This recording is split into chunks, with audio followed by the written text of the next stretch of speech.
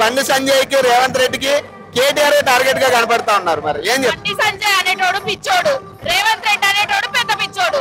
ఇద్దరు పిచ్చోళ్ళు కలిసి ఆడు గజాల పాడు గజాల అన్నప్పుడల్లా గజాల బండి సంజయ్ అనే గజాల వచ్చి రాగవెత్తుతాడు కొత్తగా. బండి సంజయ్ కి ఆయనని గెలిపించిన ప్రజలకు గానీ గెలిపించిన కరీంనగర్ గానీ ఏం చేయలేదు. కేంద్ర మంత్రి అయి తెలంగాణ పేరు చెప్పుకొని తెలంగాణకు కూడా ఏం చేయని అసమర్థ ఎంపీ బండి సంజయ్, కేంద్ర మంత్రి బండి సంజయ్.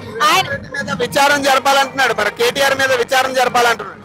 రేవంత్ రెడ్డి మీద, కేటీఆర్ మీద, బండి సంజయ్ మీద, అందరు కలిసి విచారణ జరుపుకోండి. కానీ ఇక్కడ జూబ్లీ హిల్స్ మీద మాత్రము ఇప్పుడు కాంగ్రెస్ మొత్తం కథమైపోయింది. దుకాణం బంద్ పెట్టుకునే పరిస్థితి వచ్చింది.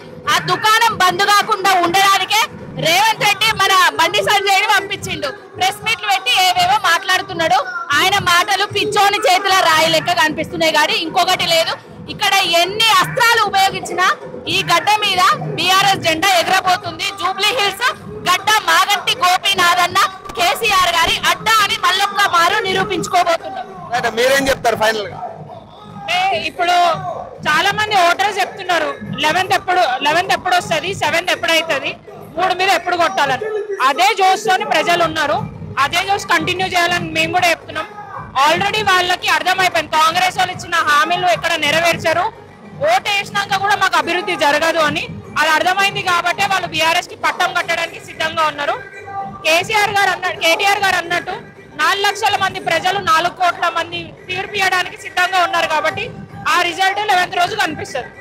నిన్న బతుకమ్మ చీరలు పంచిపెట్టినట్టున్నారుగా, ఓడిపోతున్నా అనే భయంతో బతుకమ్మ చీరలే కాదు గీతమ్మ గట్టే చీరలు పంపించినా కూడా జూబ్లీ హిల్స్ ప్రజలు నమ్మరు. Thank you.